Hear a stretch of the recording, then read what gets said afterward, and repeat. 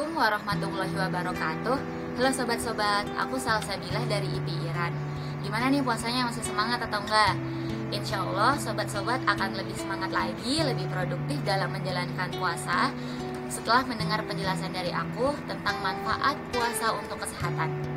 Secara teknis, tubuh kita tidak bisa melakukan puasa selama lebih dari 8 jam dari makanan yang terakhir kali dikonsumsi. Ketika kita makan, makanan tersebut diolah di dalam tubuh dan olahan tersebut tidak semuanya digunakan untuk bahan bakar energi. Ada juga yang disimpan sebagai cadangan makanan. Ketika kita tidak makan selama lebih dari 8 jam, cadangan makanan itu pula lah yang kita gunakan untuk menghasilkan energi, seperti misalnya glukosa atau gula darah yang disimpan di hati dan otot. Ketika kadar glukosa habis, kita akan menggunakan lemak sebagai sumber energi. Lemak tersebut akan membakar racun di dalam tubuh sehingga tubuh lebih sehat dan bersih karena kadar racunnya berkurang. Usus besar, hati, ginjal, dan kulit mengalami proses detoksifikasi atau penetralisir racun di dalam tubuh. Pada tahap ini, tubuh bekerja pada kapasitas maksimum. Tubuh tidak lagi berpaling pada protein sebagai sumber utama energi karena organ lain seperti otot akan mengeluarkan tenaga. Hal ini terjadi ketika puasa panjang yang berturut-turut, jadi tubuh akan terbiasa. Ketika kita makan, kita tidak mendapat asupan kalori sehingga berat badan kita menurun. Tapi berat badan kamu akan kembali naik ketika kamu berbuka puasa, karena ketika puasa kamu kehilangan cairan tubuh, bukan berat badan substansial. Makanya ada aja orang yang berpuasa dengan tujuan malah menaikkan berat badan. Jadi itu salah satunya. Salah satu manfaat puasa untuk kesehatan itu menurunkan berat badan. Tapi ini juga harus diimbangi dengan gizi yang kamu ambil ketika kamu sahur dan berbuka ya.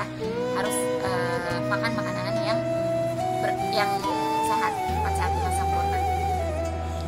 Yang kedua, puasa dapat mengurangi resistensi insulin yang menyebabkan diabetes. Jadi puasa bisa mengurangi risiko diabetes. Ketiga, selama berpuasa, laju pembelahan sel dalam tubuh akan berkurang seiring faktor pertumbuhan yang menurun akibat terbatasnya asupan. Jadi bisa mengurangi resiko kanker. Ini juga didukung oleh penjelasan dari profesor di Jepang bernama Yoshinori Otsumi. Beliau menjelaskan bahwa sel dapat berautophagy. Autophagy adalah istilah Yunani yang artinya memakan diri sendiri atau bunuh diri.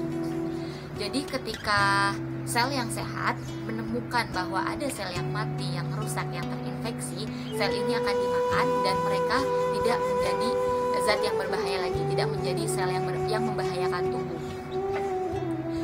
Dan pada saat sel berautophagy, sel akan memakan virus dan bakteri yang membuat sel-sel lainnya itu jadi terinfeksi.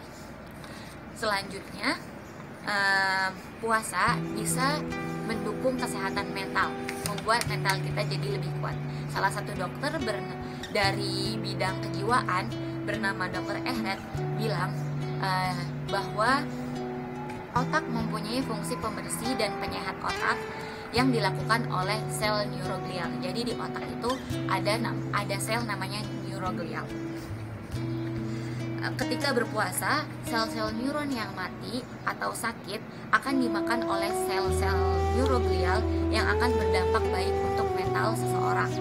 Ada salah satu dokter yang bekerja di rumah sakit jiwa atau dokter psikiatris yang mencoba eksperimen menyuruh pasiennya untuk berpuasa, dan alhamdulillah hasilnya memuaskan. Mereka bisa sembuh dan bisa diprediksi tidak akan mengalami gangguan jiwa selama 6 tahun ke depan dan bahkan bisa sembuh total. Masya Allah ya teman-teman, manfaat puasa itu sangat banyak dan teman-teman juga bisa menemukan ratusan dan ribuan manfaat lainnya untuk puasa dalam kesehatan.